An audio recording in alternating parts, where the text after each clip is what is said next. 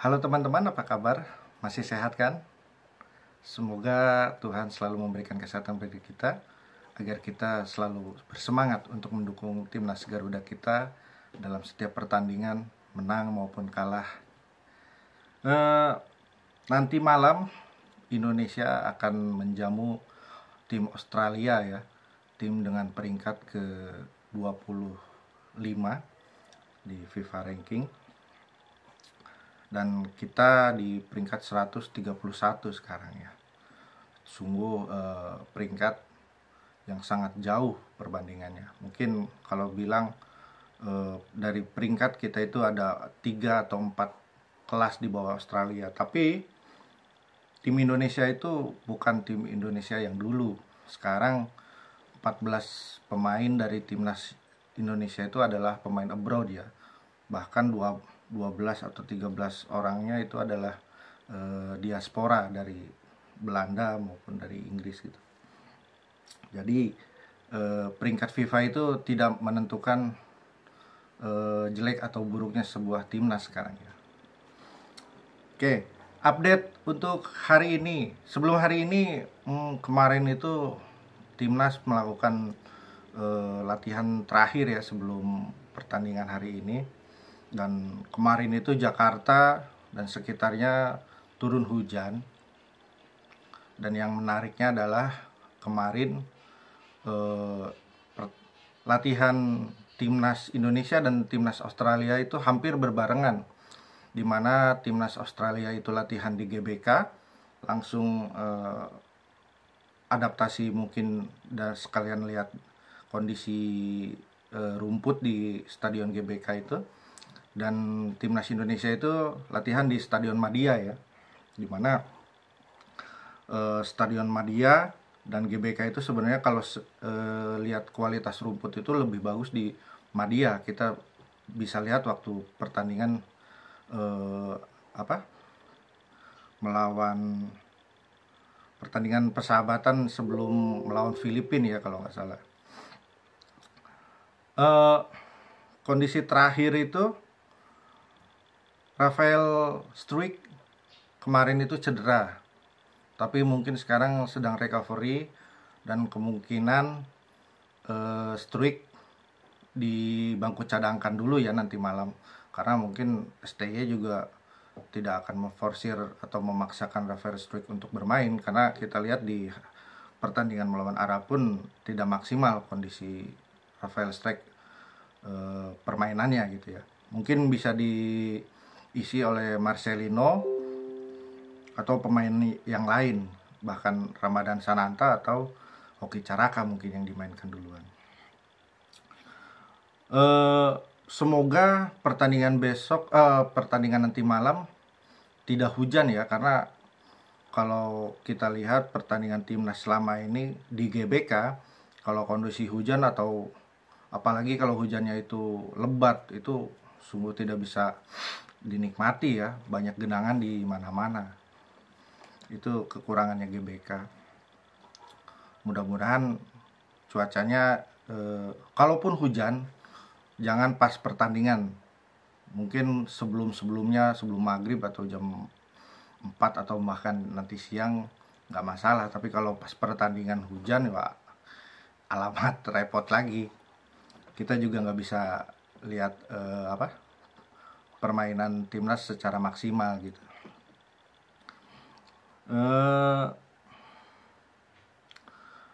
Kemarin itu ada press conference ya di Jakarta, press conference sebelum pertandingan. Kalau kalian nonton itu press conference Justin Hubner yang dibawa oleh STY untuk mendampingi di press conference ya. Mukanya itu kelihatan banget udah kayak preman gitu kan, nggak ada senyum, nggak apa-apa, dingin gitu kan. Terlihat sangat percaya diri untuk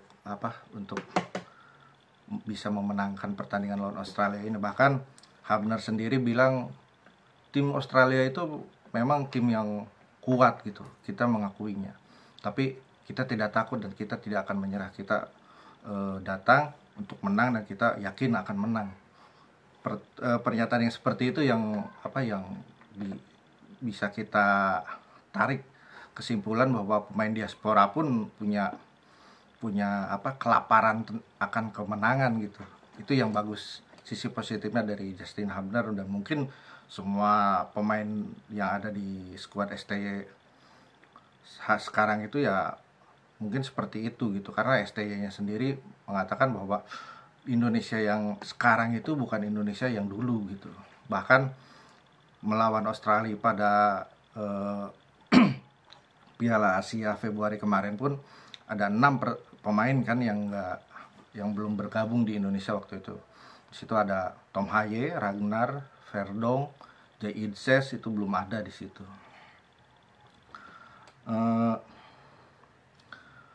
Alhamdulillahnya tiket pun 2 hari kemarin itu Pak Erik udah bilang sold out ya. Dan itulah kelebihan dari tim masyarakat Indonesia, walaupun harga tiketnya mahal dan ternyata antusias mereka pun tidak berkurang gitu. Mahal bukan masalah, yang penting bisa nonton timnas di GBK, itu udah privilege banget buat mereka gitu. Bahkan tiket termurahnya pun di atas itu 250.000, yang biasanya itu cuma 80.000 atau 70.000, sekarang 250.000. Di bagian utara dan selatan yang biasanya itu ada La Grande Indonesia dan Ultras Garuda itu 550.000, yang biasanya 150.000. Itu sekarang 550.000. Dan yang di barat dan timur itu 1 juta, yang biasanya itu 200 atau 250.000, itu sekarang 1 juta rupiah.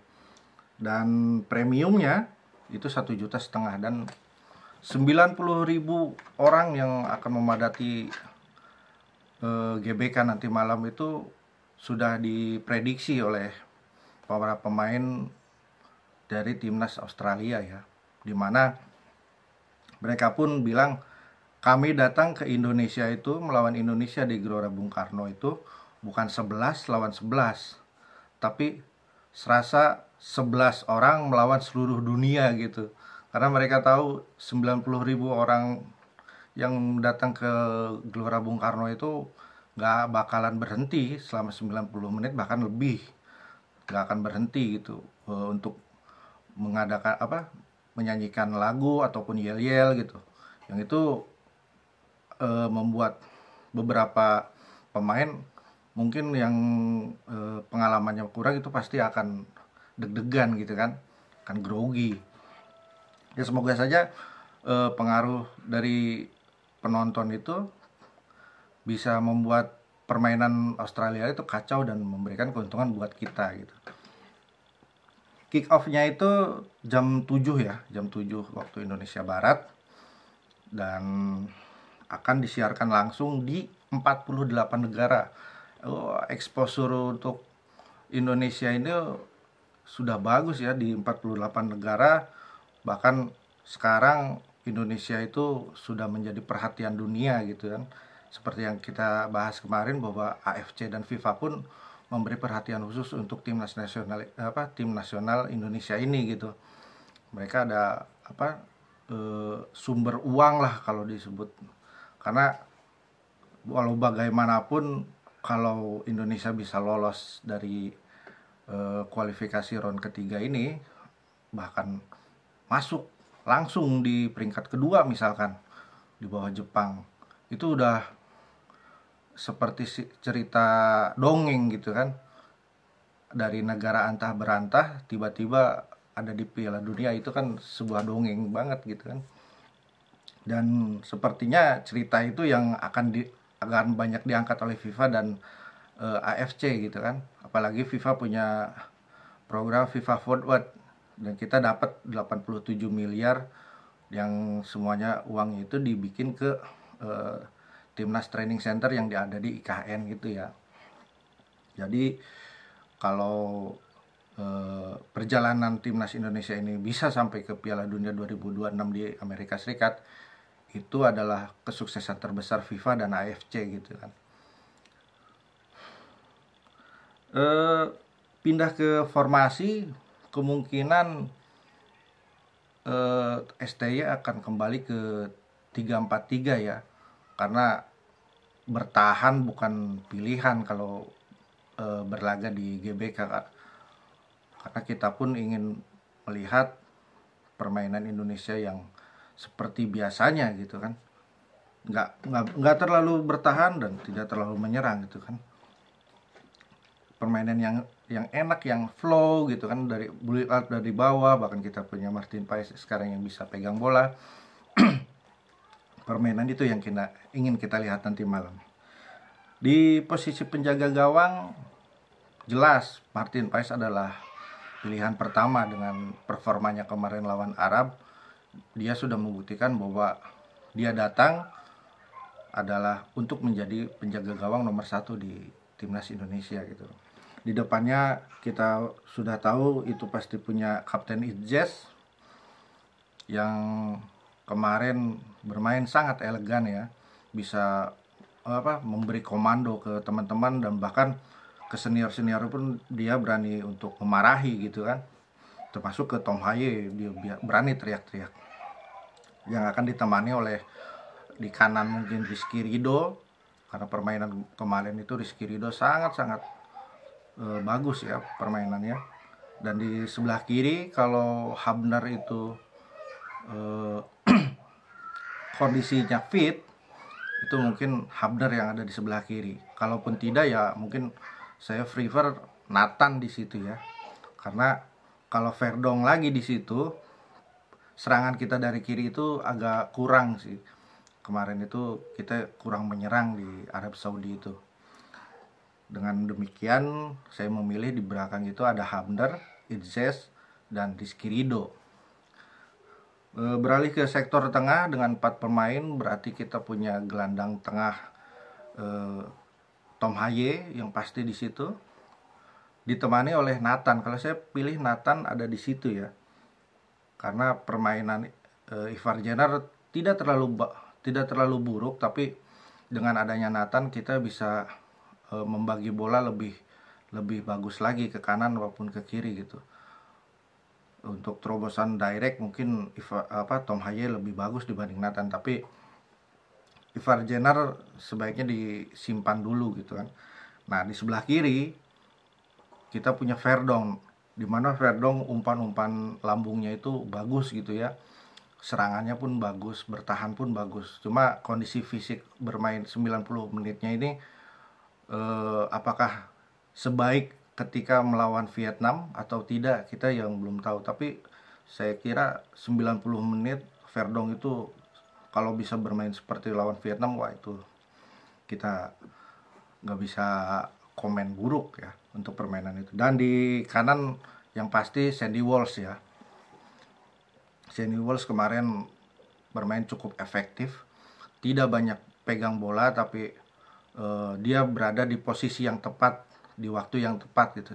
Seperti ketika tendangan Ragnar datang, tiba-tiba dia ada di tengah dan di flag ke gawang Arab Saudi. Itu kepintaran Sandy Walsh ya. Karena kalau Asnawi itu nggak terlalu banyak main ke tengah, dia lebih suka main melebar ke kanan gitu dibanding menusuk ataupun tiba-tiba dia menjadi penyerang lubang di tengah gitu kan. Nah, di tengah itu saya pastikan di situ ada Sandy Walsh, Tom Haye, mungkin Nathan, dan Verdong.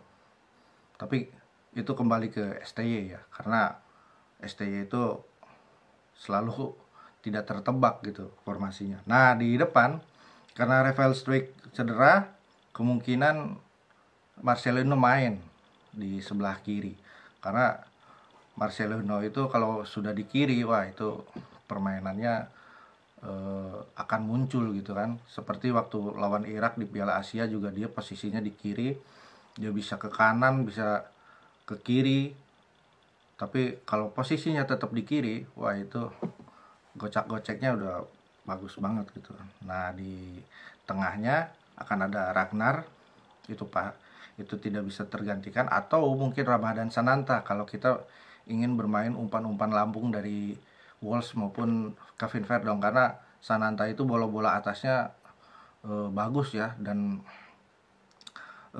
penempatan posisinya pun Ramadan Sananta sebenarnya bagus, cuma belum belum apa belum ter belum terbukti aja, karena bermainnya pun, menit bermain di timnasnya pun Ramadan Sananta kurang gitu ya. Nah di kanan mungkin Witan itu bagus ya untuk dimainkan kembali dalam laga melawan Australia ini. Saya pilih Witan sih di kanan, bagus banget kemarin mainnya. Jadi formasi di depan Marcelino, Ragnar, dan Witan. Dengan posisi seperti ini mudah-mudahan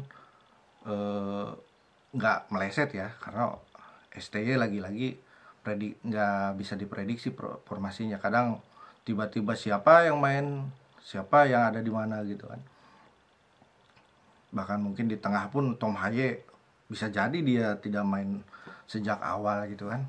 Di situ Nathan atau Ivan Jenner yang main, siapa tahu gitu kan. Belum ada update lagi selain ini. Mungkin kita tunggu sampai jam 4 biasanya itu PSSI di channel Timnas Indonesia itu sudah ada line up-nya ya. Siapa yang main pertama, siapa yang dicadangkan, itu jam 4 atau jam 5. Biasanya 2 atau 3 jam sebelum kick off itu udah rilis gitu kan pemain-pemain yang mainnya. Kita tunggu saja siapa yang akan diturunkan oleh STY. Mudah-mudahan dengan kondisi pemain sekarang dan dukungan penuh dari supporter di GBK bisa memberikan kemenangan untuk Indonesia atas Australia. Karena Australia pun datang ke sini dengan luka ya. Dengan kekalahan kemarin lawan Bahrain 1-0 itu, mereka di sini mau nggak mau harus menang, karena target mereka kan sebenarnya 6 poin dari 2 pertandingan awal ini. Karena sebelum lawan Indonesia mereka harusnya menang, ternyata kalah gitu kan. Kalau di Indonesia Australia kalah kembali, wah itu repot untuk Australia ya, karena mereka belum ketemu Jepang, belum ketemu Arab Saudi, 2 negara terkuat setelah Australia ya yang ada di grup ini. Karena prediksinya kan Jepang, Arab, Australia, dan yang diperebutkan ini peringkat keempat. Tapi ternyata dengan kalahnya Australia kemarin, peta persaingannya kembali berubah. Dan mungkin Indonesia kalau sekarang bisa menang lawan Australia, ya siapa tahu kita bisa merangsak ke peringkat ketiga maupun kedua ya. Ya mudah-mudahan saja apa doa-doa kita dijawab dengan Tuhan dengan hasil yang baik ya. Oke, terima kasih sudah menonton sampai akhir. Klik tombol suka jika video ini bermanfaat. Jangan lupa bunyikan tombol loncengnya agar selalu terupdate dengan berita-berita dari channel ini. Terima kasih buat teman-teman yang sudah subscribe. Semoga semua urusannya dilancarkan, dan doakan agar saya selalu bisa memberikan update-update terbaru tentang timnas maupun olahraga-olahraga lainnya di Indonesia, atau tentang atlet-atlet kita yang berkarir di luar negeri untuk Anda. Terima kasih. Ciao.